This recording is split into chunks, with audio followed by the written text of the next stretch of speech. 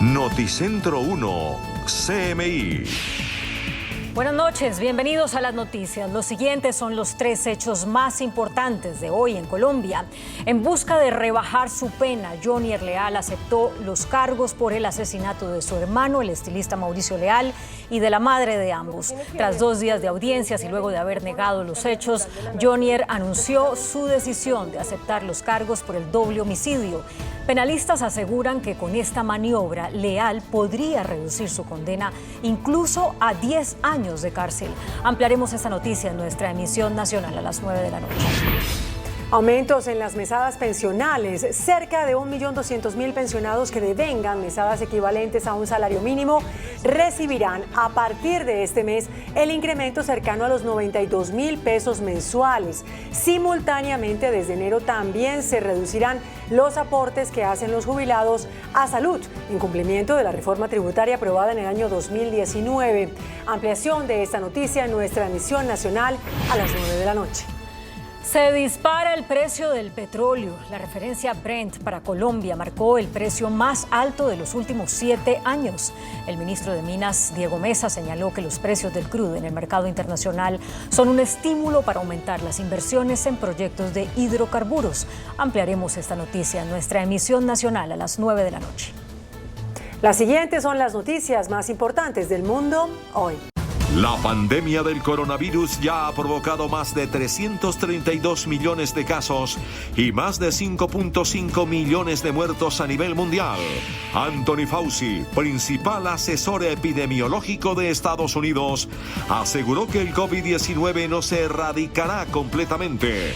1 de cada 5 estadounidenses se infectó con COVID-19 durante la pandemia, mientras la variante Omicron ya representa el 99.5% de las nuevas infecciones.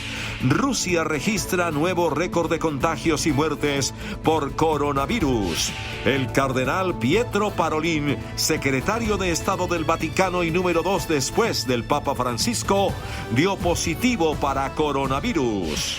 Hong Kong va a sacrificar 2.000 hámsters sospechosos de haber causado un brote de COVID. Erupción del volcán cerca de Tonga fue 500 veces más poderosa que la bomba atómica sobre Hiroshima. Tsunami en Tonga provoca un desastre sin precedentes y gobierno tiene que declarar el estado de emergencia. Aerolíneas bloquean activación del 5G en Estados Unidos, asegurando que traería daños catastróficos. Precio del petróleo subió a máximo en 7 años por tensiones geopolíticas y por interrupción de la producción en varios países. Con Claudia Palacios y Margarita Ortega. La pandemia de coronavirus ha provocado más de 332 millones de diagnósticos de contagio y más de 5,5 millones de muertes en el mundo. En todas las regiones del planeta se han disparado los casos a causa del vertiginoso avance de la variante Omicron. El año 2022, el tercero de la pandemia, arrancó con más de 300 millones de contagios tan solo 5 meses después de que se superaron los 200 millones en agosto de 2021. De hecho, fue el pasado 7 de enero cuando se superó esta barrera de infectados y en tan solo una decena de días se han sumado otros 30 millones de casos, cuando por primera vez desde el inicio de la pandemia, el mundo superó el millón de infecciones al día debido a la implacable propagación de la variante Omicron. Hoy la pandemia del coronavirus ya ha provocado más de 332 millones de casos y más de 5,5 millones de muertos a nivel mundial. Estados Unidos es el país con mayor cifra de muertos, con 851.000 fallecidos, seguido por Brasil por encima de los 621.000 e India con 486.000 muertos. Los casos de COVID-19 en todo el mundo se dispararon 55% entre el 3 y 9 de enero hasta llegar a los 15 millones de contagios nuevos y el mayor número en ese periodo de tiempo se registró en Estados Unidos con 4,6 millones de infecciones, seguido por Francia con 1,5 millones y Reino Unido e Italia con más de 1 millón de contagios en cada país. Anthony Fauci, el principal asesor epidemiólogo del gobierno de Estados Unidos, aseguró que a medida que se avanza en la lucha contra la pandemia, crece su esperanza de que el virus pueda ser controlado y pierda su letalidad. A medida que Estados Unidos se acerca al comienzo de un tercer año de pandemia, muchos se preguntan cuándo disminuirán las interrupciones sin fin que ha planteado el COVID-19. Pero el doctor Anthony Fauci advirtió que a pesar de que Omicron parece tener implicaciones menos graves para la salud, es demasiado pronto para predecir si nos estamos acercando a la etapa endémica, en la que un virus se vuelve más manejable. Well, the answer is we do not know that, and I think we have to be openly honest about that. And when the word endemic is used in different contexts, when I talk about the pandemic, I put it into 5 phases. The truly pandemic phase, where the whole world is really very negatively impacted, as we are right now. Then there's the deceleration of the pandemic. Then there's control. There's elimination and eradication. Fauci manifestó su esperanza en que el coronavirus vaya perdiendo letalidad y capacidad de provocar casos graves, aunque pidió al mundo que siga alerta. Descartó la posibilidad de que la COVID-19 sea totalmente erradicada, algo que en la historia de las infecciones solo ha ocurrido en una ocasión con la viruela. Estados Unidos, entre tanto, reportó en las últimas 24 horas más de 156,000 hospitalizaciones por COVID-19 y nuevos datos aseguran que al menos el 20% de los estadounidenses ya se ha infectado. Hasta el día de hoy, Estados Unidos ha aportado a la cifra global de contagios de coronavirus 66,4 millones y más de 851,000 muertes. Y según datos de la Universidad Johns Hopkins, al menos el 20% de los estadounidenses se infectaron con COVID-19 en el transcurso de la pandemia. Estados Unidos registra una media de 777,453 nuevos casos y 1,797 nuevas muertes al día. Según los Centros para el Control de Enfermedades, menos del 0,2% de las muertes por COVID-19 en el país se produjeron en niños y más de 3/4 partes de las muertes se produjeron entre personas mayores, incluida más de 1/4 parte en personas de 85 años o más. De acuerdo con expertos, la ola de Omicron no se está desplazando por el país al mismo ritmo. Aunque los casos se están estabilizando e incluso disminuyendo en algunas regiones, los estadounidenses no deben esperar un pico nacional pronto y las próximas semanas serán difíciles. Rusia reportó un nuevo récord de contagios diarios con más de 31,000 casos en la última jornada. Rusia sigue registrando nuevos máximos de contagios de COVID-19 en lo que va del año ante la propagación de la variante Omicron, con la detección de 31,342 casos en las últimas 24 horas. Se trata del mayor número de infecciones de coronavirus en este país desde el pasado 6 de diciembre. En Moscú, epicentro de la pandemia en el país, se notificaron 8,529 casos, mientras que en San Petersburgo, segunda ciudad rusa más afectada por la crisis sanitaria, se registraron 4,078 nuevos positivos. La llegada del Omicron a Rusia en diciembre pasado ya dejaba augurar un aumento de las infecciones tras las fiestas de Año Nuevo, que en Rusia terminaron el 10 de enero. En lo que va de pandemia, en toda la nación se han detectado 10,8 millones de contagios confirmados de COVID-19. Pese al aumento de los casos, continúa la tendencia a la baja de las muertes causadas por el virus. Chile anunció la reducción de 10 a 7 días de la cuarentena obligatoria para las personas contagiadas con COVID-19. Las autoridades explicaron que lo hacen porque la evidencia indica que las infecciones por Omicron son más leves y duran menos que otras variantes. El día cero para el inicio del confinamiento será el primero en el que el paciente presente síntomas o, en el caso de los asintomáticos, el primero desde la toma de la muestra para examen PCR. La reducción de la cuarentena se produce en momentos en los que la pandemia se encuentra en plena expansión en ese país. Hace solo unos días, esta nación batió su récord de nuevos casos diarios en casi 2 años, con casi 10,000 infectados. La Agencia Europea de Medicamentos confirmó la seguridad de vacunas como la de Pfizer y la de Moderna en embarazadas y su eficacia para reducir hospitalizaciones y muertes. El grupo de trabajo de la EMA sobre el COVID-19 destaca la creciente evidencia que indica que las vacunas de ARN mensajero contra el virus no causan complicaciones en el embarazo para las futuras madres y sus bebés. Este tipo de vacuna, como las de Pfizer y Moderna, están diseñadas para enseñar o llevar el mensaje a las células para que produzcan una proteína que desencadena una respuesta inmunitaria si la persona se llega a infectar. La EMA llevó a cabo una revisión detallada de varios estudios que incluían alrededor de 65.000 embarazos en diferentes etapas.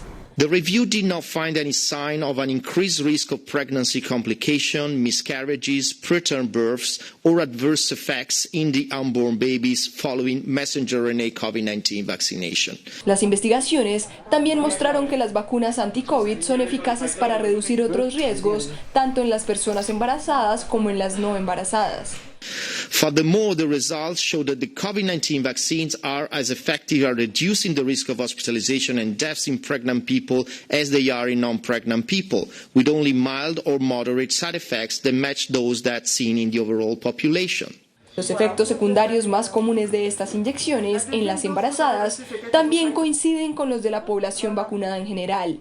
Incluyen dolor en el lugar de la inyección, cansancio, dolor de cabeza, enrojecimiento e hinchazón en el lugar de la inyección, dolor muscular y escalofríos. El cardenal Pietro Parolin, secretario de Estado del Vaticano, dio positivo para COVID y se encuentra en cuarentena, según informaron funcionarios de la Santa Sede. Agregaron que el alto prelado italiano de 67 años actualmente tiene molestias muy leves y que su mano derecha, el arzobispo venezolano Edgar Peña Parra, también resultó contagiado con coronavirus. De momento se desconoce si alguno de ellos mantuvo contacto reciente con el Papa Francisco, de 84 años, quien recibió la tercera dosis de la vacuna a finales de octubre.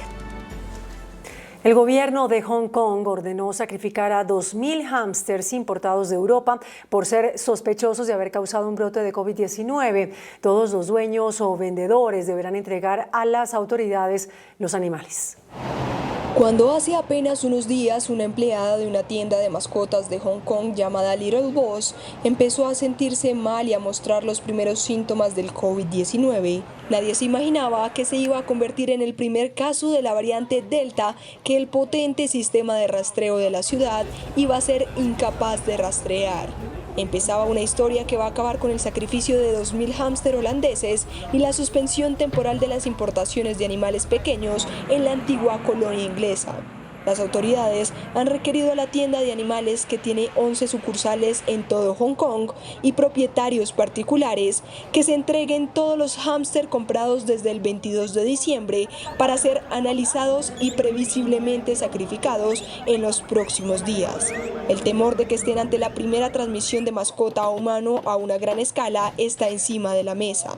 Inicialmente se detectaron 11 muestras positivas entre los hámster en venta en la tienda de mascotas que fueron importados desde Países Bajos. El primer ministro británico Boris Johnson se defendió en medio de la aguda polémica desatada por lo que ya algunos llaman el Partygate. Negó haberle mentido al Parlamento sobre la fiesta hecha en pleno confinamiento, al asegurar que nadie le avisó de ese encuentro que tuvo lugar en la sede del gobierno en mayo de 2020. Dominic Cummings, quien fue el cerebro de la campaña del Brexit y el superinfluyente asesor especial del primer ministro británico Boris Johnson, y tras ser destituido convirtió a su ex jefe en su enemigo jurado y no deja pasar una ocasión para lanzarle ataques. En el más reciente, acusó a Johnson de haberle mentido al Parlamento sobre la fiesta celebrada en los jardines de Downing Street el 20 de mayo de 2020, al asegurar que el premier fue advertido de la celebración realizada en pleno confinamiento e incluso se ofreció a declarar bajo juramento. Pero el primer ministro reiteró que nadie le avisó que se fuera a organizar una fiesta que violaba las reglas anti-COVID, pese a que fue su secretaria particular la que envió un centenar de invitaciones para el encuentro. Nobody told me that what we were doing was, as you say, against the rules, that the event in question was something that we were going to do something that wasn't a work event. And, as I said in the House of Commons, when I went out into that garden, I thought that I was attending a work event. Johnson aseguró que durante 25 minutos asistió al encuentro en los jardines de su residencia oficial y volvió a tildarlo de trabajo, mientras Cummings sostiene que sabía de antemano que era una fiesta con bebidas alcohólicas. Las autoridades de la nación isleña de Tonga, en la Polinesia, declararon el estado de emergencia tras la erupción y posterior tsunami, que fue calificado como un desastre sin precedentes en el Pacífico. Hasta el momento, la erupción, que fue 500 veces más poderosa que la bomba atómica en Hiroshima, deja 3 muertos, una cifra que puede ascender. Después de la que es considerada la erupción volcánica más grande del mundo en 30 años, se conocieron las primeras imágenes de la devastada isla de Tonga en el Pacífico Sur, cubierta por una gruesa capa de ceniza que cubre comunidades enteras y que obligó a declarar el estado de emergencia. La erupción, que se prolongó por 8 minutos, fue tan poderosa que pudo escucharse a más de 800 kilómetros de distancia y generó una nube de humo que se elevó hasta una altura de 20 kilómetros. Fotografías aéreas publicadas por las Fuerzas de Defensa de Nueva Zelanda muestran árboles, casas y campos cubiertos de ceniza gris arrojada por el volcán submarino.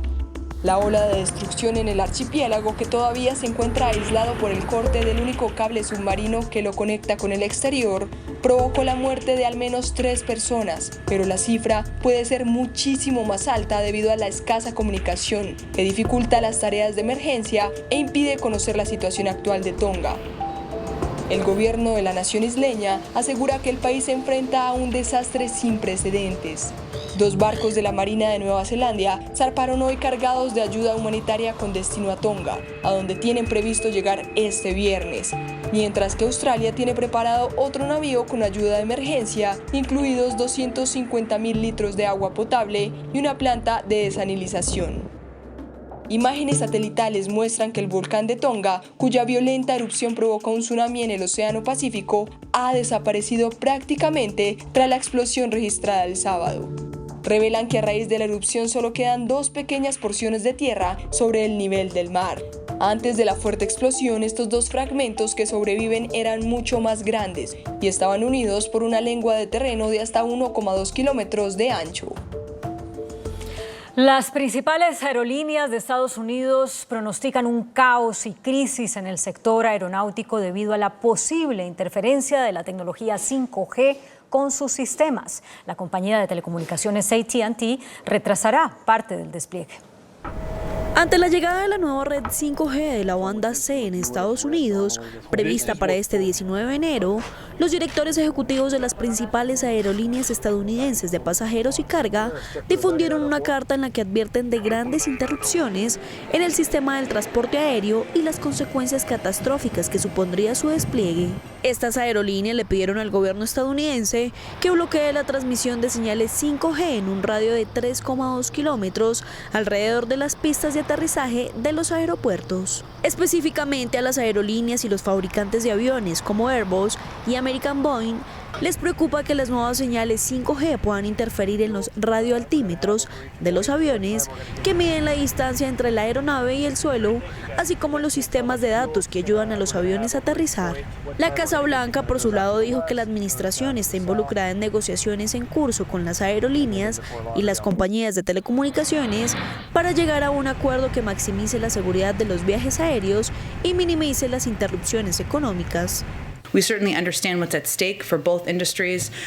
We are actively engaged, as you said, with the FAA, FCC, wireless carriers, airlines, and aviation equipment manufacturers to reach a solution. And we believe that with continued cooperation, we can chart a path forward. But certainly, minimizing flight disruptions, ensuring safety in travel is a top priority. Por su parte, las compañías AT&T y Verizon dicen que su equipo no interferirá con la electrónica de los aviones y que la tecnología se está utilizando de manera segura en muchos otros países. El precio del barril de petróleo Brent superó los $88, su nivel más alto desde octubre de 2014, precio que fue principalmente impulsado por tensiones geopolíticas, perturbaciones de la oferta y una demanda creciente. A medida que se va apagando el temor a que Omicron provoque una ralentización de la economía global, el consumo de combustibles se está disparando a nivel mundial y es por ello que el petróleo tocó un máximo en 7 años.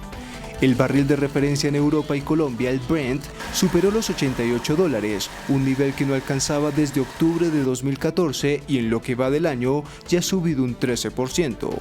Un repunte que plantea un desafío para las naciones consumidoras y los bancos centrales en su intento de evitar una inflación disparada. Pero varios factores contribuyen a este incremento. Por un lado, figura la interrupción de producción en naciones petroleras y las crecientes tensiones geopolíticas, especialmente en el Golfo Pérsico, que concentra el 40% de las reservas del mundo. Un panorama que para el grupo Goldman Sachs ya encamina para que los precios superen los $100 el barril. El secretario de Estado de Estados Unidos, Anthony Blinken, se reunirá con el canciller de Rusia, Sergei Lavrov, en Suiza, para intentar aliviar las tensiones sobre Ucrania. El secretario de Estado estadounidense Anthony Blinken viajó a Ucrania en una muestra de apoyo a Kiev en medio de los temores de una invasión rusa. Este miércoles se reunirá en la capital ucraniana con el presidente Volodymyr Zelensky para reforzar el compromiso de Estados Unidos con la soberanía y la integridad territorial de Ucrania. Luego se dirigirá a Berlín para conversaciones con Reino Unido, Francia y Alemania sobre la crisis, mientras las potencias occidentales advierten a Rusia de dolorosas consecuencias si invade a Ucrania. El secretario de Estado de Estados Unidos también se reunirá el viernes en Ginebra, Suiza, con el ministro de Relaciones Exteriores de Rusia, Sergei Lavrov, con la esperanza de asegurar una salida diplomática a la crisis de Ucrania. Esta será la primera reunión de alto nivel entre Estados Unidos y Rusia desde los compromisos diplomáticos de la semana pasada que no lograron avances. El ex jefe de inteligencia de Maduro, Manuel Christopher Figuera, denunció que Rusia ya tiene 2 bases militares en Venezuela. Asegura además que el único objetivo de las instalaciones rusas es amenazar la seguridad nacional de Estados Unidos. A través de un comunicado difundido a los medios, el exdirector del Servicio Bolivariano de Inteligencia, Manuel Christopher Figuera, denunció la existencia y operatividad clandestina de Rusia en Venezuela. Aseguró que 2 bases militares de Moscú funcionan en el país latinoamericano.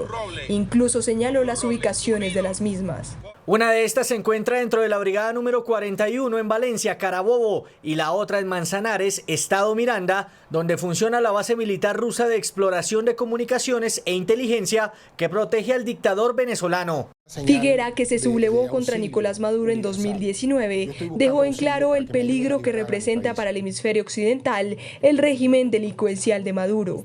Es una amenaza no solo para la seguridad de Estados Unidos, sino para la región latinoamericana y el resto del mundo libre, ya que es la sede de operaciones de grupos irregulares narcoterroristas, de delincuencia organizada, grupos extremistas islámicos, caldo de cultivo para la exportación de terrorismo y delincuencia internacional.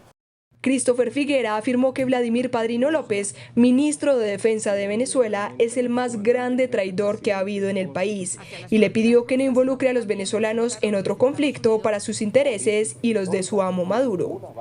El Consejo Nacional Electoral de Venezuela aprobó la solicitud para iniciar el procedimiento para una eventual activación de un referendo revocatorio del mandato en contra del presidente Nicolás Maduro.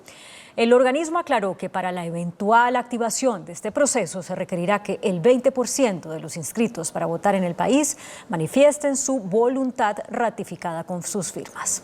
La oposición venezolana dio inicio a otro intento de sacar a Nicolás Maduro del poder. Esto después de que el CNE dio luz verde a 3 solicitudes para el inicio del procedimiento para una eventual activación de un referendo revocatorio del mandato del líder chavista. Para lograr este propósito, necesitan que el 20% de los inscritos en el censo electoral del país petrolero firmen haciendo la solicitud en un plazo determinado por el Consejo Nacional Electoral.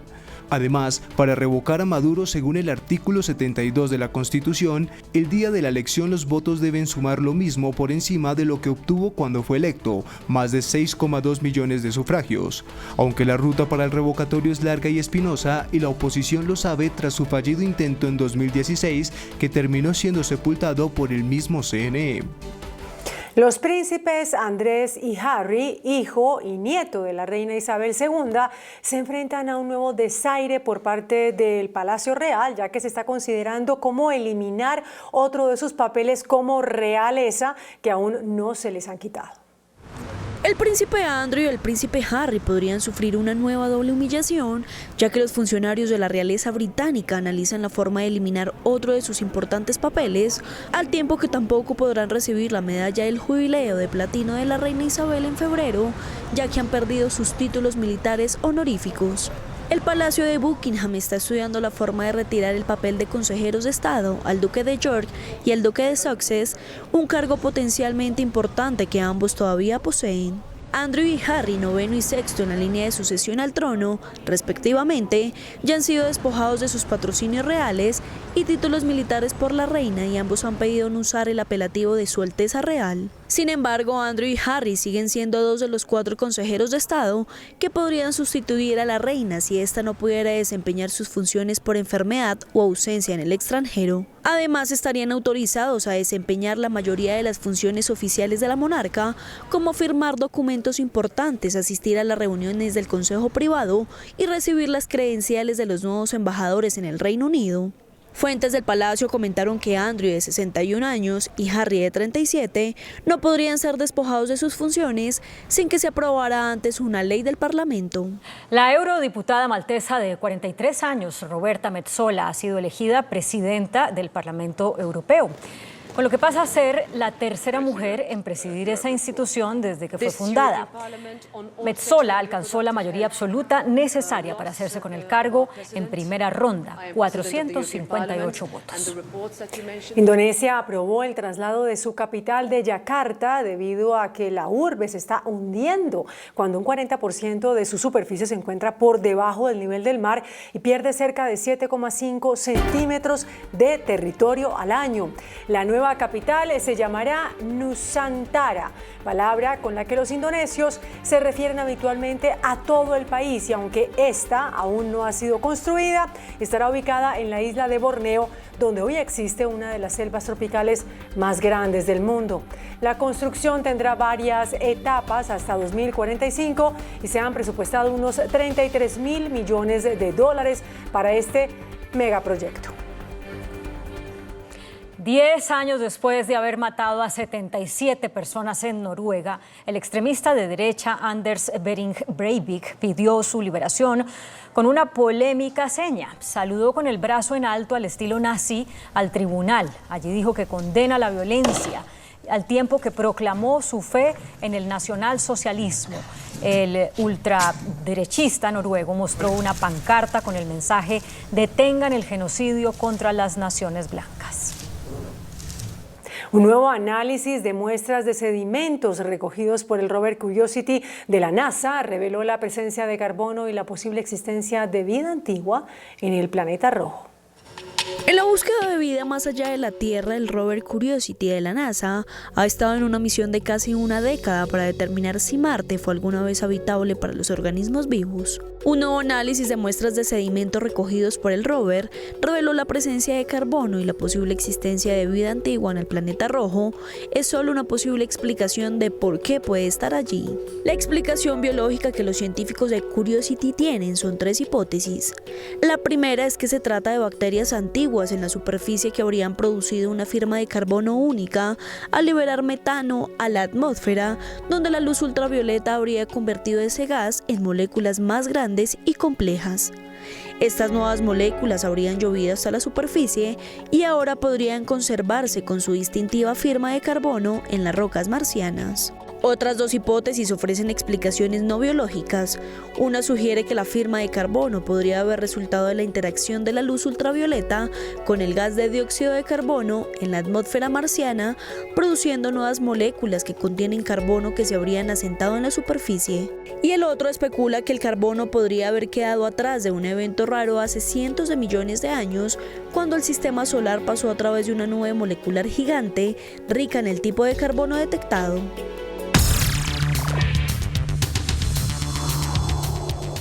Muy buenas noches. Segunda parte de la entrevista con el doctor Andrés Mallorquín y su esposa, la doctora Karen Vaquero, a quienes los investiga la Contraloría y la Fiscalía por supuesto tráfico de influencias. La pregunta que quedó planteada anoche, doctora Karen, es ¿por qué en el ICETEX, en el contrato que usted firmó, no aseguró o no informó que tenía pareja y dejó en blanco la casilla donde se le preguntaba si tenía algún conflicto de intereses con su esposo? Esa situación yo digamos que no la tengo tan clara. Por supuesto, todo está en materia de investigación y son los órganos del control que definirán pues en el veredicto las consecuencias que se tienen sobre eso. Un momento lo llegué a hacer, fue simplemente por cubrir el nombre de Andrés, mostrar también que yo era independiente a él en el sentido en que Van a decir, como ella es esposa de Andrés Mallorquín, por eso entró a la entidad. Realmente quería mostrar que, pues, por mi trabajo allí había sido aceptada. Pero cubrir el nombre de Andrés, ¿por qué? ¿Por qué? Por eso mismo, para guardarlo. O sea, simplemente para mostrar como vine acá por mi trabajo. Que mi esposo tal vez haya hablado por mí o me haya insinuado o algo así, sino por mi trabajo. De verdad, por mero desconocimiento o tal vez también tanto trabajo. Lo que pasa es que ahora, después de todo este panorama que se ha presentado, pues ya uno tiene más tiempo para pensar. En un momento yo estaba demasiado colgada de tiempo, demasiado. Mejor por la falta de tiempo, por el cansancio puede ser, esa serie de imprecisiones. En ese sentido, pues va mi perdón. Yo no lo hubiese hecho, o sí, como está igual en materia de investigación, pues muy seguramente las personas que creyeron en mí, confiaron en mi trabajo, no estarían involucradas en todo este asunto. Pero, a ver, hay una contradicción, me parece, en lo que usted dice, porque a pesar de ser usted una economista importante, con algunas especializaciones, en muchas de sus presentaciones usted no recurría a esa preparación suya, sino a haber sido o haber sido en ese momento esposa del señor Mallorquín, que trabajaba en la presidencia. No entiendo el sentido de la pregunta. ¿Por qué en sus hojas de vida que entregaba cuando estaba solicitando algún contrato o le requerían su hoja de vida para firmar algún contrato, usted no aportaba el conocimiento o la experiencia o la formación que tenía como economista, sino el hecho, lo que sí decía era el hecho de haber sido socia de su esposo en la compañía, que tenían los dos juntos? Te entiendo. No, en mis hojas de vida yo siempre publiqué que estaba casada. Es que las hojas de vida de los aplicativos del sector público, que son en CIGEP, uno no te daba como claridad de definir los datos personales de tu esposo, simplemente definir tu estado civil, si es casado o soltera. Mismo ahora en el CIGEP 2, que es esa nueva ese sistema que migró para el tema de las hojas de vida. Y en frente a las experiencias y a las certificaciones, yo siempre las apunté, siempre, en todo tiempo. Banco de Bogotá, Consultores, pues en virtud de esas experiencias, pues las entidades que me contrataron consideraron que las cumplía y por esta razón pues los contratos fueron suscritos, pero en ningún momento yo las oculté. Siempre las envié. De hecho, si no las enviaba, pues nunca hubiese surtido el proceso contractual, porque eso es un requisito necesario para acreditar la experticia o la experiencia en un asunto, en el contrato de prestación de servicios que se quiere celebrar. ¿Y cómo es el caso del ex superintendente de Notariado y Registro, el doctor Rubén Silva, quien él sí afirmó que recibió de su esposo, el doctor Andrés, una expresa recomendación para que la contrataran? Y la contrató, además. Sí, eso, como lo dice mi esposo, está en materia de investigación. De hecho, entiendo que él no sabía que éramos esposos mismos. Pues a mí mi vida personal me gusta tenerla muy reservada, la verdad. Como le digo y siempre he insistido y lo vuelvo a comentar o vuelvo a insistir sobre lo mismo, me gusta hacer mi trabajo independiente. Me gusta que digan que es que ella es recomendada y por esta razón se suscribieron los contratos o pasó algo. Pues eso es materia de investigación. Debemos pues estar, por supuesto, sujetos a lo que se defina. Pero en términos generales es eso. O sea, a mí no me gustaba estar publicándole a todo el mundo que Andrés Mauricio Mallorquín es esposo.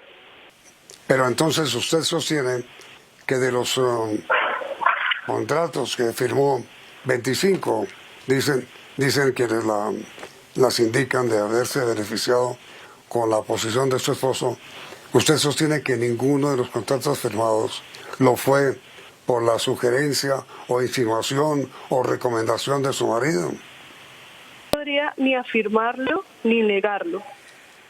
Insisto que es materia de investigación y serán los órganos de control quienes definan esa postura. Bien, los contratos, como lo digo y lo reitero, y que pues de verdad, gracias a Dios, ya las personas que estaban a cargo de mi supervisión, pues certifican que yo trabajé. O simplemente iba cada mes a solicitar pues que me pagaran un trabajo previo. Creería yo que esa eficiencia está a mi favor específicamente, porque el cumplimiento de los contratos pues se llevó. Bien, es importante mencionar también acá, doctor Yamir, sí, también pues mediáticamente se está manejando una noticia en donde están diciendo que yo en estos 3 años soy una mega contratista porque tengo 24 contratos firmados con el Estado y que en este tiempo me he, mejor dicho, enriquecido con 1.200 millones de pesos. Y mi nombre pues se ha visto completamente manchado diciendo que soy una persona corrupta, en donde pues si usted me permite voy a decantarle en cuanto refiere cuando una persona pues tiene como esa responsabilidad tributaria por el nivel pues de ingresos que tiene, en cuanto en efecto eso se ven reflejados mensualmente. Entonces, dicen que yo tengo 1.200 millones contratados con el Estado durante terminado, de ahí el 19% del IVA, ¿cierto? Hay que descontarlo, entonces me quedarían 1.000 millones. Pues hay que obtener el 36% de renta, que son impuestos que sí o sí se devuelven a la sociedad, distribuir en programas sociales, ¿sí? Impuestos regresivos, y a un neto de 568 millones. Las respectivas deducciones de los gastos pues que implica ejercer cada una de las actividades de los objetos contractuales, yo asumí un 25%, pero si usted lo mira en la realidad, estos pueden superar el 60, el 70, hasta el 80%, y por esto pues muchas de las compañías que están empezando o las personas que tienen emprendimientos menores están en pérdida. Total de 268 millones. Si usted lo divide en los 3 años que yo he estado trabajando en el sector público, pues se dará cuenta que aproximadamente una persona como yo, mensualmente ganando neto 7,5 millones a 8. ¿Cuál es la mega corrupción que hay aquí? Me gustaría decir algo, doctor Yamir, es que nos ha preocupado también nuestra seguridad, porque la calle, cada vez que uno sale pues con esa angustia que tiene 1.200 millones de pesos guardados en la oficina, en la cuenta, genera pues problemas de seguridad para mí y para mi familia. Nosotros pues hemos trabajado y pues bueno, ahí ya hacen unas cuentas pues rápidas de lo que se debe pagar. Redondeará en ese valor. Nosotros pues se ha trabajado. La seguridad es que pues 1.200 millones de pesos no entraron acá y pues uno no viene a esto a enriquecerse. Con exime no se quiere decir que entonces no, pues digamos que entonces le salimos a deber. No, aquí hay que pues digamos perdón, porque para dudas se dio pues una afectación en términos de Estado. Nunca fue nuestra intención trabajar, hacer eso de esa manera, sino trabajar y cumplir de parte de ella, porque pues yo estaba en otro tema y de ella, porque lo insisto, porque a mí me preocupa la seguridad de mi familia. Pero mire, doctores Karen y Andrés, es que según yo tengo entendido, pues los cargos que se les hace no es por corrupción, precisamente, sino por tráfico de influencias, no por corrupción, como dice la doctora Karen, sino tráfico de influencias. Entonces, ¿usted reconoce que sí hubo tráfico de influencias al recomendar a su esposa?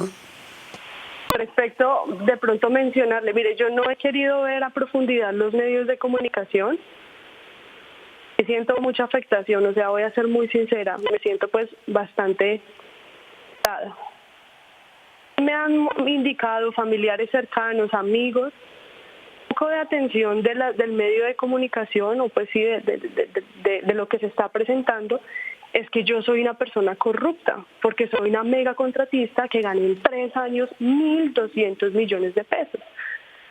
Tráfico de influencias es la postura que han querido crear hacia mí y que también han intentado insinuar que el trabajo no se hizo. Mejor yo, por ser esposa de Andrés Mallorquín, tuve la oportunidad de, no sé, hacer un concierto con todas las entidades que me contrataban, ellos justificaran y dijeran que yo se hacía el trabajo. Esa es la imagen que se está vendiendo mediáticamente. De hecho, vi una caricatura que también hicieron y me pareció un poco pues estruendosa. Eso es materia de investigación y al respecto pues ya mi intervención finalizaría acá. Ahora, doctora Karen y doctor Andrés, ¿a ustedes ya los citaron de la Fiscalía o de la Contraloría? En mi caso, pues yo ya se está surtiendo el trámite pues disciplinario.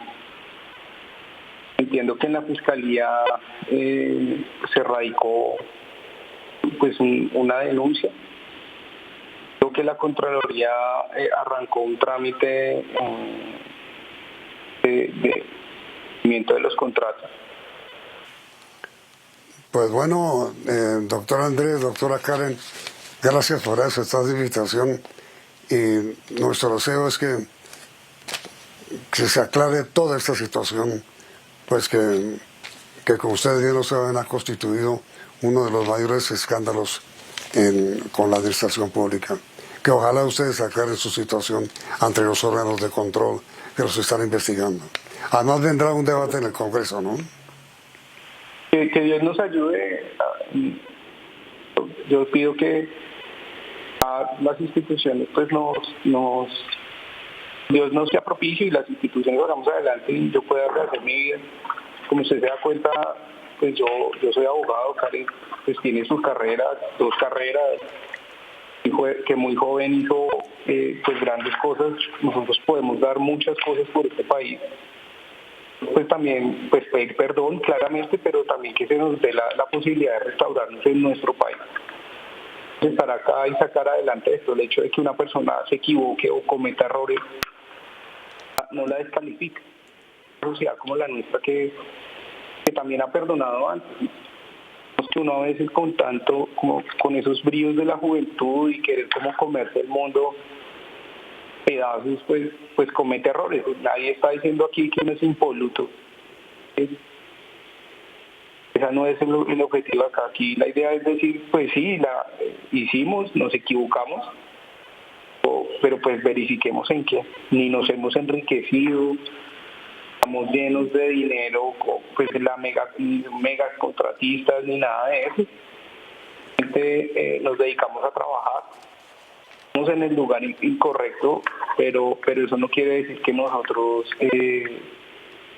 un peligro para la sociedad o algún tema. Yo quiero tener oportunidades de poder pues reevaluar y revisar qué manera pues podemos seguir sirviendo a Colombia. Pues doctor Andrés y doctor Karen, ojalá ustedes logren aclarar su situación. Han sido ustedes muy amables en aceptar esta invitación. Y a ustedes, televidentes, gracias también por aceptar la sintonía en este programa. Y los invitamos a continuar aquí en Noticentro 1, CMI. Noticentro 1, CMI. ¿Qué busca Jonier Leal al confesar que asesinó a su madre y a su hermano? Penalistas calculan que Jonier logrará reducir su pena de 44 años a 10 en la cárcel. Exdirector nacional de la policía pide cadena perpetua para confeso asesino. Fue la podredumbre de un desviado codicioso, dice el presidente Duque. La economía creció 9.9% entre enero y noviembre del año pasado. Así aumentará la mesada pensional a partir de este mes. Suspenden certificación de revocatoria del mandato del alcalde de Medellín. Carlos Matos logra acuerdo con la Fiscalía. Pagará 4 años y medio de prisión. Entra en vigencia nueva ley anticorrupción. Desde ahora se sancionará a empresas y no solo a sus directivos. Unión contra corruptos pide Ingrid al lanzar candidatura presidencial. Oscar Iván propone referendo para bajar sueldos y privilegios a congresistas. Aumentan contagios y muertes por COVID. Alcaldesa compró su bicicleta con dineros públicos. Denuncia candidato a la Cámara del Uribismo. Intenso debate en el Consejo por inseguridad en Bogotá. No hay una política clara, denuncian. Masiva protesta de motociclistas en Bogotá. Rechazan pico y placa. Petróleo de Colombia alcanza el mayor precio en 7 años. Se disparan mercados de Nutresa y de Sura. Crecen ventas de comercio minorista. Irregularidades en devolución del IVA a la DIAN. Denuncia Contraloría. Con Claudia Palacios y Margarita Ortega. Bienvenidos a nuestra segunda hora de noticias. Con la intención de negociar un acuerdo que lleve a una drástica reducción de su condena, Jonier Leal aceptó hoy que sí asesinó a su hermano, el estilista Mauricio Leal, y a la mamá de ambos. La fiscalía pidió que el hombre permanezca recluido en una prisión. De manera sorpresiva y después de haber asegurado que sería incapaz de ponerles una mano encima a sus familiares, Jonier Leal reconoció haber asesinado a su hermano, el estilista Mauricio Leal, y a su madre Marlene Hernández. He tomado una decisión súper importante y muy personal. De manera libre y voluntaria, de aceptar los cargos a través de un acuerdo con la Fiscalía, y aprovecho la oportunidad para hacer mi manifestación de arrepentimiento, pidiendo perdón antes que nada a mi familia y a mis hijos, a las víctimas y a todo Colombia. Con este cambio repentino y la aceptación de su culpabilidad, Jonier Leal busca una rebaja en la condena, que de haber sido hallado culpable en juicio, habría sido de 43 a 50 años de cárcel sin derecho a rebajas. Sin embargo, debido a que la aceptación de cargos se dio en una audiencia distinta a la establecida para este fin, ahora Leal tendrá que negociar un preacuerdo con la Fiscalía. Expresar su intención de celebrar un preacuerdo con la Fiscalía General de la Nación precisamente es una situación que encuadra dentro de este artículo 350 del Código de Procedimiento Penal, porque se hizo después de la audiencia de formulación de imputación. No se pueden confundir los roles dentro del sistema penal oral acusatorio. La Fiscalía deberá entonces definir las condiciones de esta negociación y posteriormente un juez de conocimiento deberá aprobarlo y fijar la condena que le corresponde a Jonier Leal. La Fiscalía y la Procuraduría pidieron que Jonier Leal sea enviado a una cárcel mientras se desarrolla el proceso en su contra. Hay que imponer una medida que implique que este señor no pueda en principio hacer daño a la comunidad y evadir la acción de la justicia destruyendo más material probatorio. Y es que penalistas calculan que con su más reciente maniobra, Jonier Leal lograría reducir su pena de 44 años hasta incluso 10 años en la cárcel. Expertos penalistas consultados por este noticiero explicaron que con la aceptación de su responsabilidad en el asesinato de su madre y de su hermano y un eventual preacuerdo con la Fiscalía, Jonier Leal podrá tener una rebaja de hasta la mitad de la pena. A esta condena se le debe descontar hasta el 50% como único beneficio, dado que la persona se ha declarado culpable. Si estamos en presencia de un preacuerdo, se puede llegar a pensar que hay una rebaja que puede ser hasta del 50% preacordada con la Fiscalía y podemos estar hablando de una pena menor a 30 años. Una vez la Fiscalía defina las condiciones del preacuerdo, lo presentará ante un juez de conocimiento que deberá definir el monto de la condena, pero además Jonier Leal podría tener otras rebajas. La persona comienza a redimir su condena en la que puede obtener un descuento por estudio o por trabajo. En este caso, teóricamente podría también acceder a la libertad cuando haya cumplido las 3/5 partes de la condena. El exfiscal Eduardo Montealegre va más allá y asegura que Jonier Leal podría terminar pagando solo 10 de los 44 años que le correspondían inicialmente por los delitos de homicidio agravado y ocultamiento de pruebas. 44 principal, la mitad quedaría en 22, pero después de haber cumplido 10 años de privación efectiva de la libertad, él puede tener derecho a ciertos beneficios. O sea que aproximadamente en 10 años, si él tiene buena conducta, si trabaja en el centro carcelario, en 10 años puede quedar libre. Para Montealegre hay un error en el Código Penal que permite este tipo de rebajas y que debería corregirse. Creo que eso necesita una corrección para un homicidio, un doble homicidio, en un hecho tan lamentable, tan grave, tan doloroso para el país. Hay que hacer una corrección del sistema punitivo y procesal colombiano, indiscutible. Crímenes como el cometido por Johnny Leal deberían recibir la máxima condena y hasta cadena perpetua, manifestaron hoy el exdirector de la Policía Nacional, general Rodolfo Palomino, y la senadora del Centro Democrático, María del Rosario Guerra. El general Rodolfo Palomino espera que la justicia sentencie con dureza a Johnny Leal, quien asesinó a su hermano Mauricio y a su madre. Todo, según la Fiscalía, con fines económicos. Dice que la máxima pena debería recaer sobre este criminal. No es porque haya sido X o Y persona, es porque asesinó a su progenitora. Y Caín se revivió ahora, matando a su hermano Abel, con el agravante de matar a su propia madre. Yo creo que una cosa de estas no puede medirse, digamos, o aceptarse tan tranquila y llanamente. Y la senadora María Rosario Guerra, quien promovió la cadena perpetua para violadores de niños, manifiesta que esta misma cadena perpetua debería ser para personas como Johnny. El mensaje tiene que ser claro. Al criminal debe tener toda la sanción social y penal, porque la sociedad no puede tener como positivo algo que es totalmente trágico y horrible. La controversia está abierta por las posibles rebajas que tendría en su condena Johnny Leal. El presidente Iván Duque calificó hoy a Johnny Leal de desviado, codicioso y símbolo de podredumbre.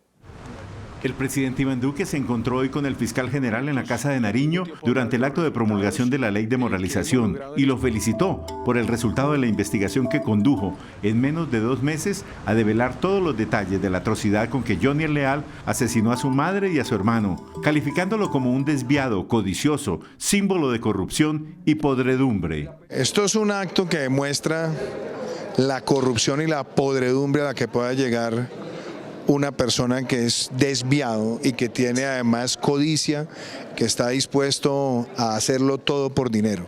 El mandatario nacional dijo que la Fiscalía demostró la fortaleza de una institución que realizó una investigación con muchas situaciones adversas. Yo por eso felicité hoy al fiscal Barbosa y a todo el equipo de la Fiscalía, al equipo de Medicina Legal, al equipo forense, porque en un tiempo récord lograron esclarecer ese crimen con semejante dificultad, sin testigos, pero uniendo cabos, atando cada pista y poder llegar a este esclarecimiento que a todos nos consterna y nos muestra la desviación y la corrupción humana hasta dónde es capaz de llegar. El presidente Duque señaló que el país debe celebrar un triunfo institucional, pero lamentar tan indignante crimen.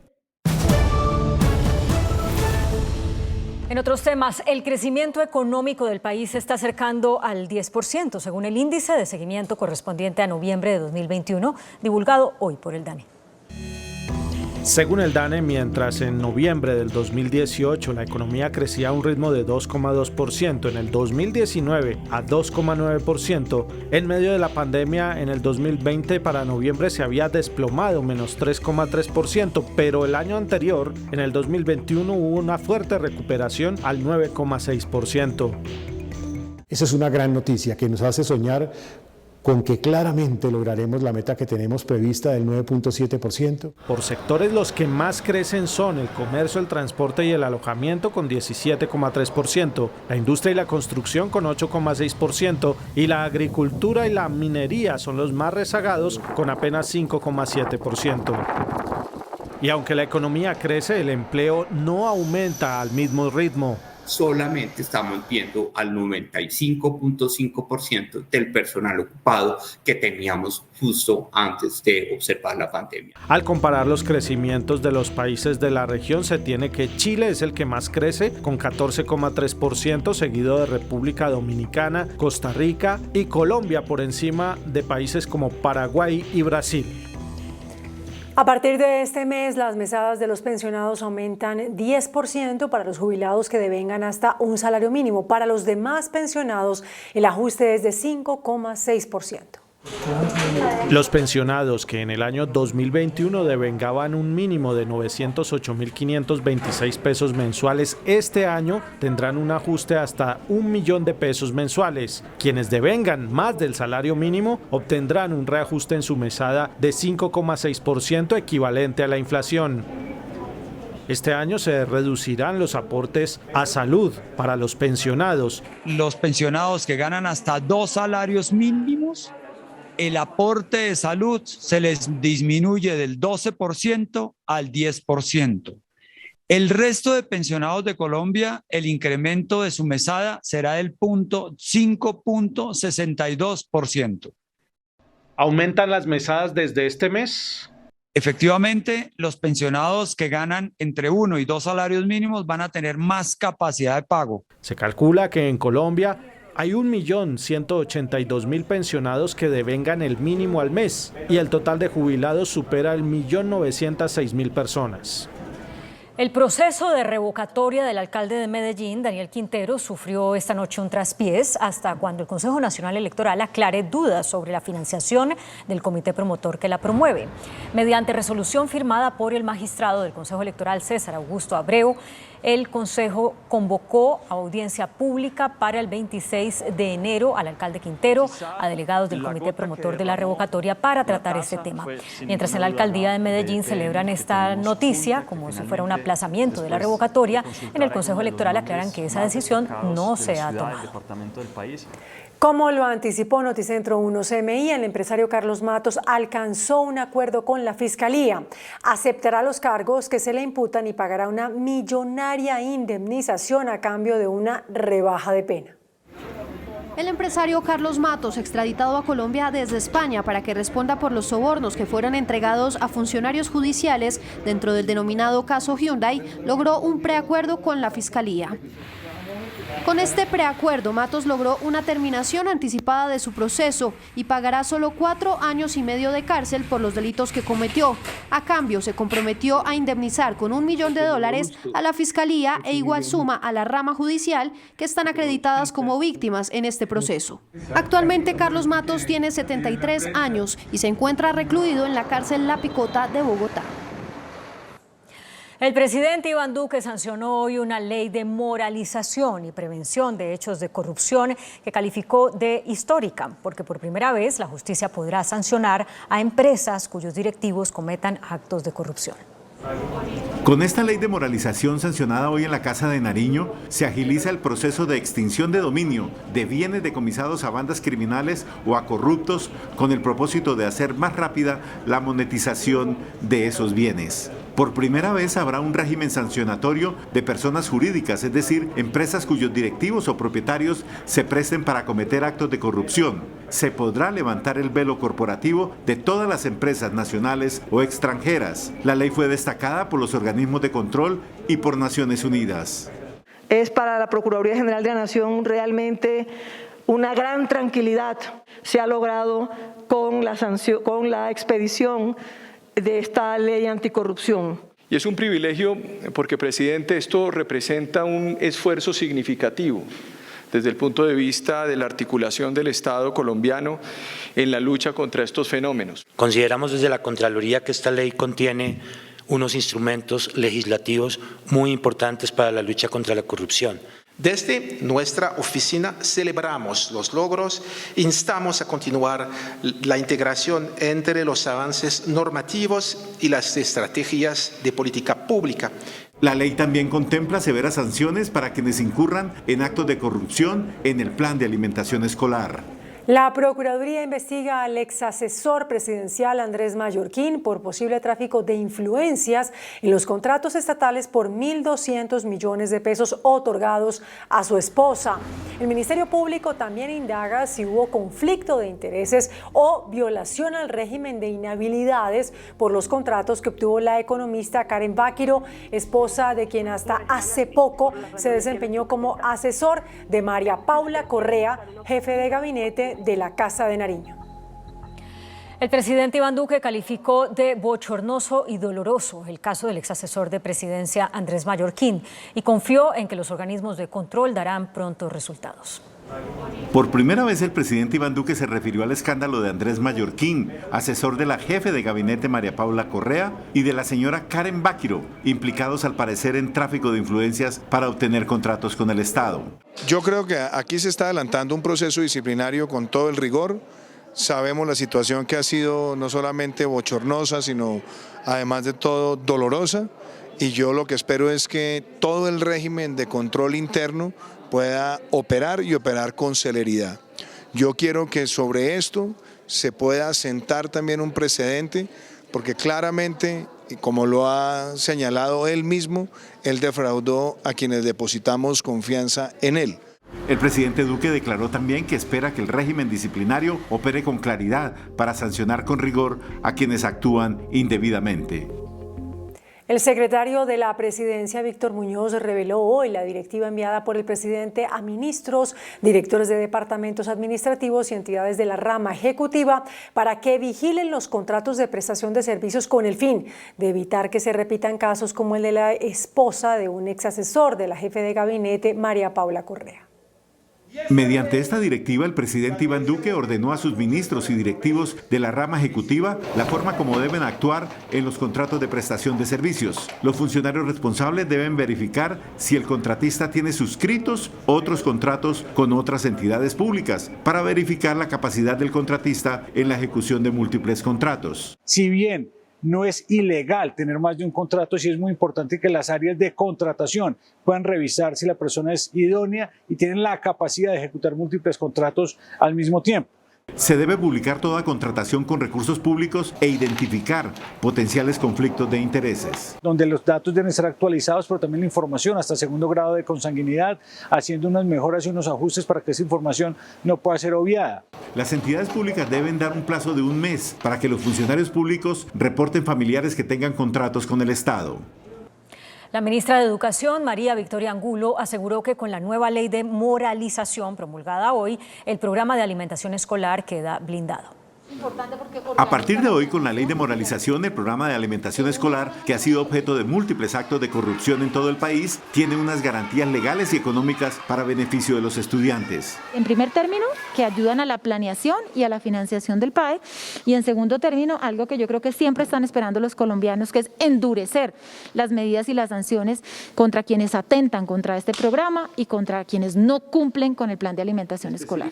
Quienes cometan irregularidades con el programa de alimentación escolar tendrán severas sanciones. 10 años de inhabilidad, sube casi el doble, eran 5 años, ahora son 10 años de inhabilidad. Además, cuando se caduque un contrato, la alimentación de los estudiantes no se suspenderá como sucede hasta hoy. En las últimas 24 horas se reportó un nuevo aumento en los contagios y en las muertes por COVID-19 en el país. Suben los contagios y suben las muertes por COVID-19 en Colombia. Este martes el Ministerio de Salud confirmó que otras 28.849 personas se infectaron de COVID-19. Se procesaron en los laboratorios del país 92.848 pruebas. Los casos activos bajaron a 155.489. Las muertes reportadas en las últimas 24 horas fueron otras 138. El total de víctimas en medio de la pandemia por COVID-19, 132.268 muertes. Hablamos ahora de la cifra de recuperados que aumentó con 32.730. La cifra total de recuperados en Colombia llega a 5.290.934. Y las cifras de los últimos 4 días, el comportamiento de la pandemia. El sábado, 35.575 contagios, 129 fallecidos. El domingo, 32.317 contagios, 136 fallecidos. Ayer, 24.272 contagios, 134 fallecidos. Hoy, 28.849 contagios, 138 fallecidos. Son 10 días consecutivos en los que han aumentado las muertes por COVID-19. La Procuraduría hizo una nueva advertencia contra los mandatarios elegidos popularmente para que no intervengan en política. No contra ellos, pero sí fue una advertencia. Margarita Cabello advirtió a los actuales alcaldes y gobernadores que se abstengan de participar en actos de política partidista que pongan en riesgo las garantías del electorado, pues habrá investigaciones si lo hacen.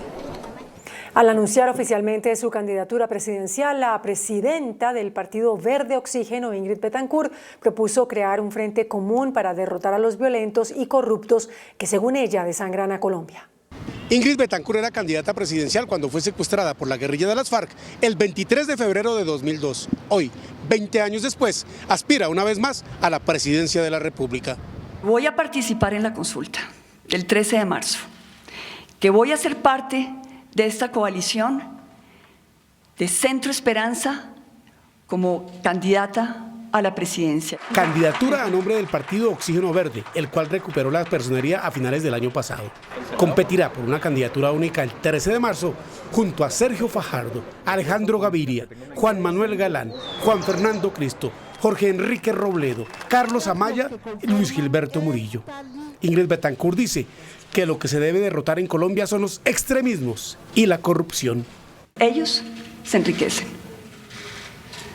Mientras a mis compañeros de secuestro y a mí nos hacían pasar hambre, llevándonos a pelear por un pedazo de pan, los mafiosos de la política, los negociantes de la miseria y los violentos siguen robándose y despilfarrando nuestros recursos sin importarles que la mitad de nuestros niños no puedan desayunarse a diario aquí en Colombia. Cuando fue secuestrada, Ingrid Betancourt acababa de cumplir 40 años de edad. Hoy tiene 60. Duró secuestrada en poder de las FARC 6 años y medio. En un multitudinario evento realizado en Bogotá, el candidato del Centro Democrático, Óscar Iván Zuluaga, propuso esta noche liderar un referendo para reducir los salarios de los congresistas. En la presentación oficial de la candidatura de Óscar Iván Zuluaga, lo acompañaron varios de quienes compitieron por él por la candidatura única del Centro Democrático. Con Zuluaga estamos los que queremos a Álvaro Uribe Vélez. Óscar Iván, el Centro Democrático y el uribismo le han apostado a esa gran alianza. Pero nosotros no nos vamos arrodillados a ninguna parte. También candidatos al Congreso de la República. Allí Zuluaga propuso, frente a esos que aspiran a llegar al legislativo, reducirles el sueldo. Con el compromiso de reducir el tamaño del Congreso y el salario de los congresistas. No lo haremos con una ley, sino a través de un referendo. En su discurso, Zuluaga acusó al gobierno Santos y al COVID de las pandemias que sufre Colombia. De la misma manera como se han desvanecido en la memoria de muchos colombianos los aportes del uribismo, también se han olvidado el luto y el dolor que estos terroristas infringieron en nuestra sociedad. El expresidente Uribe intervino en el evento vía telefónica. Ante la Procuraduría General de la Nación fue radicada hoy una queja disciplinaria por participación en política contra la alcaldesa de Bogotá, Claudia López. En su queja, el dirigente del Centro Democrático, Miguel Uribe, pide medidas cautelares contra la mandataria capitalina. Miguel Uribe Turbay, quien fue secretario de Gobierno en la administración de Enrique Peñalosa y compitió con Claudia López por la alcaldía de Bogotá, manifiesta que las medidas cautelares deben ser suspensión. La Procuraduría debe suspender a Claudia López del cargo mientras hay elecciones para que no siga interfiriendo ilegal e irresponsablemente en política. Y dice por qué se queja de la participación en política de la alcaldesa de Bogotá. Está más preocupada por elegir a su esposa senadora que por resolver la seguridad en el Portal de las Américas, hacer la Alo Norte, que es una vía fundamental, y particularmente generar consensos para sacar adelante el POT o resolver los problemas de la gente. Y el hoy cabeza de lista del Senado de la República por el Partido Centro Democrático dice que es inadmisible que la mandataria Claudia López utilice su cargo para despotricar de fuerzas políticas como lo es su nueva colectividad. La alcaldesa Claudia López habría comprado el portabicicletas para su carro oficial y bicicletas para su uso personal con recursos públicos. Así lo advirtió el exconcejal de Bogotá, Andrés Forero. La alcaldía desvirtuó esa denuncia. Estos son los contratos de compra de los 2 racks y las bicicletas para la alcaldesa Claudia López, que adquirió con recursos públicos la Secretaría General de la Alcaldía. Ella, que nos pide a los bogotanos que nos bajemos del carro particular y que nos subamos a una bicicleta, compró con recursos de la alcaldía 5 bicicletas y 2 portabicicletas para su uso personal. Aunque son cuantías relativamente pequeñas, la primera corresponde a los 2 racks por 1.500.000 pesos y las bicicletas por 5.500.000. Llama la atención que se comprando elementos de uso personal se paguen con recursos del presupuesto distrital. Y como si eso fuera poco, compró esos productos en una empresa que se dedica a la publicidad. En una comunicación con la empresa de publicidad que se ganó el contrato, dijo no vender este tipo de artículos. A ver si usted tenía rack, portabicicletas. La alcaldía aclaró que la compra se hizo bajo la ley de contratación estatal y se seleccionó la oferta más favorable. Insistió en que los portabicicletas no son de uso personal de la alcaldesa. Sobre las bicicletas adquiridas, dijo que no son para la alcaldesa, sino para su esquema de seguridad. El aumento en la tasa de homicidios, los hurtos a personas y los recientes atracos en restaurantes generaron un intenso debate de control político en el Consejo de Bogotá. El Consejo de Bogotá rajó a la alcaldesa Claudia López en el manejo de la seguridad. Bogotá tiene una gerente, que no gerencia, que estamos en un desgobierno total. La alcaldesa un día tiene una política y en la tarde puede tener otra, el mismo día. Porque la señora alcaldesa aquí gobierna de acuerdo a lo que le digan las encuestas. Hasta concejales verdes, defensores de la administración, lanzaron duras críticas. A 2 años de estar acá no me queda claro cuál es la estrategia de la alcaldía para enfrentar el problema de la inseguridad en Bogotá. A su turno, el secretario de Seguridad aseguró que Bogotá ha mejorado en los indicadores. Según el funcionario, la mayoría de delitos han bajado y destacó el aumento de 17.000 a 20.000 policías en el último año. Reconocimos un problema, lo enfrentamos, actuamos en un plan de choque, un plan de contención, en donde desarrollamos unas estrategias que, como digo, ya veremos, funcionaron. Cuando el secretario se disponía a responder punto por punto las críticas recibidas, la ausencia de concejales obligó a levantar la sesión. Ante los múltiples robos a comercios y a personas en Bogotá, las autoridades lanzaron una estrategia para reducir los tiempos de respuesta de denuncias de atracos. Hace 2 días se reportaba un robo a un restaurante en la localidad de Chapinero, en Bogotá. Ayer hubo otro robo masivo en otro restaurante donde varios turistas europeos fueron víctimas de los delincuentes en Teusaquillo. Ante este panorama delictivo, la policía lanzó este martes una estrategia para evitar estos atracos. Unas estrategias importantes a través de unos equipos de reacción. Igualmente se han compuesto unos equipos investigativos específicos para trabajar esos temas. El fleteo es otro de los delitos que tiene en alerta a las autoridades. Casos como este, donde motociclistas rodean vehículos y cometen millonarios robos con armas de fuego. Bueno, en lo que va corrido del año se nos han presentado denunciados 3 casos de fleteo.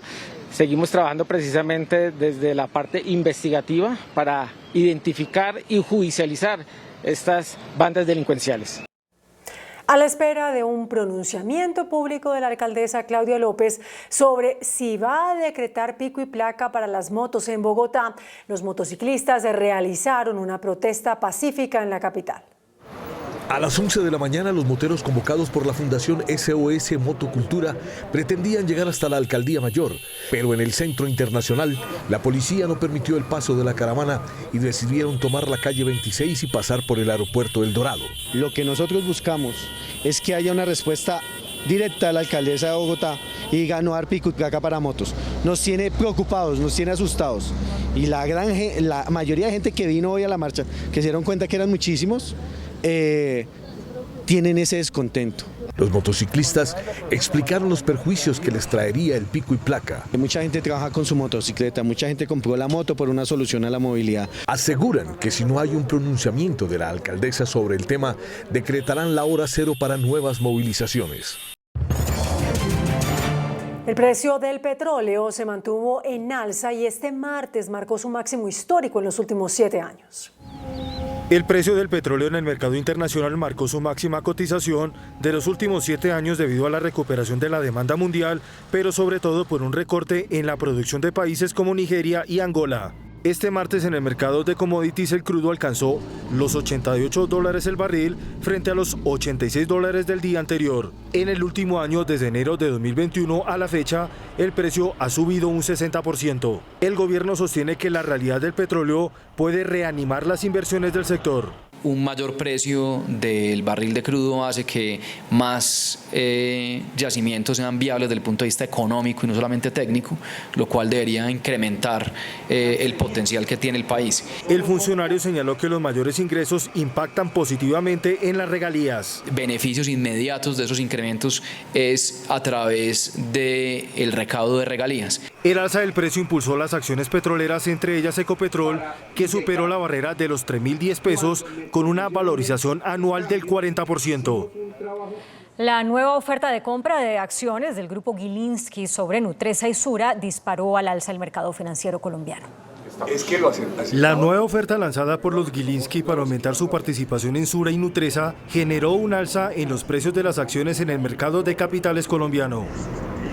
Los precios ofrecidos fueron bien recibidos y acciones del grupo empresarial antioqueño como Bancolombia y Argos registraron las mayores valorizaciones. Las autoridades bursátiles destacan la movida empresarial como positiva para el mercado. Este es un despertar en distintos sectores, por distintos jugadores, por distintos participantes de ese descubrimiento del valor que hay, no en la bolsa. Nosotros somos al final un espacio donde garantizamos la transparencia. El índice de la Bolsa de Valores subió 4,14% a 1.585 unidades. La acción de Bancolombia registró una alza de 9,76% a 42.050 pesos, mientras que el Grupo Argos ganó 5,83% a 16.510 pesos. Esto relacionado con la expectativa de que el dinero o gran parte del dinero que reciban los clientes que aceptaron ir a la OPA de Grupo Sura y Nutresa sea reinvertido en el mercado de acciones colombiano. Nutresa y Sura, a la espera de las nuevas OPAs, mantienen suspendida la operación de su acción. El presidente de FENALCO, Jaime Alberto Cabal, reportó cifras récord en las ventas del comercio minorista. De acuerdo con la bitácora económica de FENALCO, el 95% del comercio reportó cifras positivas durante 2021. Los días sin IVA y en general la reactivación de la economía favorecieron al sector. La capacidad de gasto que tuvieron los colombianos al final de año, los días sin IVA, la temporada decembrina, digamos que también fue un jalonador muy importante. El dirigente señaló que para 2022 hay incertidumbre por la inflación, pero sobre todo la jornada electoral. Incertidumbre de quién puede ser el presidente de la República y muchas veces, de acuerdo con la motivación de los empresarios, se aplazan decisiones de inversión y muchas veces también se aplazan decisiones de gasto. El comercio ha sido uno de los mayores escalonadores de la economía nacional. El presidente de la sociedad Trinity Capital, Omar González, anunció los retos y lo que será el futuro de Acerías Paz del Río luego de su adquisición. Este martes se protocolizó la operación que dejó a Trinity Capital como accionista mayoritario de Acerías Paz del Río, luego de concluir la oferta pública de adquisición que dejó un nivel de aceptaciones de 82,49%. La empresa seguirá en bolsa y tiene una propuesta de inversión para el futuro de la empresa. Vamos a construir sobre lo construido, queremos saber cuáles son los planes que hay. Vuelvo y repito, no nos hemos sentado con ellos para determinarlos. Nosotros tenemos ideas, pero queremos partir de todo lo que se ha hecho dignamente. La compañía tendrá relevo en su junta directiva. La Agencia Nacional de Hidrocarburos firmó los contratos de adjudicación de 30 proyectos de petróleo y gas en el país. El presidente de la entidad, Armando Zamora, estimó que las inversiones en el sector podrían superar los $4.000 millones. De esta manera se garantiza el desarrollo exploratorio en el sector para aumentar los niveles de producción y las reservas. El Banco Interamericano de Desarrollo entregó recursos para mujeres microempresarias en Colombia. La banca multilateral otorgó los recursos a través del Banco Mundo Mujer por un monto inicial de $30 millones. Las mujeres empresarias podrán acudir a estos recursos para financiar capital de trabajo y mejoramiento de sus negocios. El índice de capitalización de la bolsa, que mide el comportamiento de las 20 principales acciones, cerró al alza. El índice selectivo MSCI Colcap de la Bolsa de Valores de Colombia subió 4,14% a 1.585 puntos. La acción de Acerías Paz del Río fue la que más subió, con una valorización del 30% a 6 pesos con 50 centavos. La acción de Construcciones El Cóndor fue la que más bajó, con una pérdida de 2,02% a 871 pesos. La acción más negociada de la jornada fue la de Ecopetrol, al movilizar más de 110.000 millones de pesos, con una variación positiva de 3,44% a 3.010 pesos. El dólar cerró al alza. Indicadores económicos en Noticentro 1 CMI. La tasa representativa del mercado que regirá para mañana miércoles será de 4.033 pesos con 37 centavos. Los profesionales del cambio compran la divisa en promedio entre 1.860 pesos y la venden entre 1.910 pesos. Un euro cuesta 4.569 pesos. La libra de café en Nueva York se cotizó a $2 con 39 centavos. El azúcar se transó en 18,63 centavos de dólar la libra. El barril de petróleo WTI se cotizó en $85 con 53 centavos. La referencia Brent para Colombia se cotizó en $88 con 14 centavos. Una acción de Ecopetrol cuesta 3.010 pesos. La Contraloría encontró presuntas irregularidades en devoluciones del IVA cercanas a 7.500 millones de pesos.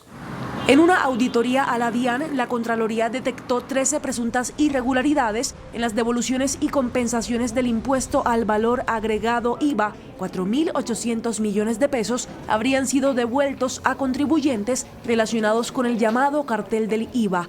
A contribuyentes que tenían perfilamientos y marcaciones de riesgo alto y que hacían parte del denominado caso La Patrona, el famoso cartel del IVA que sacudió al país en el año 2019. La DIAN respondió en un comunicado que no hubo actuaciones dolosas y que la entidad descubrió el fraude y denunció penalmente ante la Fiscalía a la red criminal. El Gaula de la policía capturó a un extorsionista dedicado a engañar mujeres en el Atlántico. Justo cuando una mujer pagaba una millonaria extorsión, el Gaula de la policía capturó a un hombre que se identificaba como el comandante del grupo delincuencial Los Costeños que delinque en el departamento del Atlántico. Este sujeto venía extorsionando a una mujer de 60 años de edad a cambio de no atentar contra su vida y la de su núcleo familiar, haciéndole una exigencia de 5 millones de pesos. Las amenazas las hacía a decenas de mujeres que ante el temor de no ser asesinadas pagaban altas cifras de dinero en efectivo. Donde manifestaba que lanzaría una granada a su vivienda donde ejercía su actividad comercial. Alias el comandante fue puesto a disposición de las autoridades judiciales. En el departamento de Arauca y a plena luz del día fue secuestrada una empresaria por hombres fuertemente armados. Las autoridades desconocen el paradero de la mujer. Narda Cisneros, una empresaria, fue secuestrada en el departamento de Arauca. Cisneros es una reconocida comerciante y familiar del ex candidato a la alcaldía de Arauca, Óscar Durán. El Gaula de la policía le confirmó a este noticiero que hay un grupo especial que se asignó para dar con el paradero de la mujer. En el municipio de Arauca capital se presentó un secuestro de una comerciante en el barrio Las Américas, donde llegaron delincuentes armados y sacaron a esta persona obligada, intimidándola con armas de fuego, llevándola en un vehículo con rumbo desconocido. Versiones indican que la empresaria habría sido llevada a zona rural de Venezuela y que se trataría de un secuestro extorsivo. La Policía Nacional anunció que fue identificado el autor intelectual y material del asesinato de un menor de edad en el Cauca, del homicidio de Breiner David Cucuñame, de 14 años, un guardia indígena estudiantil quien fue brutalmente atacado en el Cauca. Se le responsabiliza a quien es el nuevo cabecilla del grupo armado organizado Jaime Martínez de las disidencias de las FARC. Habría sido el determinador del crimen. Se le conoce entre las disidencias de las FARC como alias El Indio. En protesta por el mal estado de la vía que llega al municipio de Miraflores, esto en el departamento del Guaviare, un grupo de habitantes retuvo un avión en la pista del aeropuerto. La aeronave pertenece a la compañía Alianza, mientras pobladores de la apartada población se mantienen debajo y en los alrededores de la aeronave para evitar que sea movilizada. El ejército permanece vigilante ante posibles desórdenes que puedan deteriorar la situación en la pista de aterrizaje. A esta hora, manifestantes y autoridades buscan un acuerdo que permita normalizar las actividades en la pista del aeropuerto.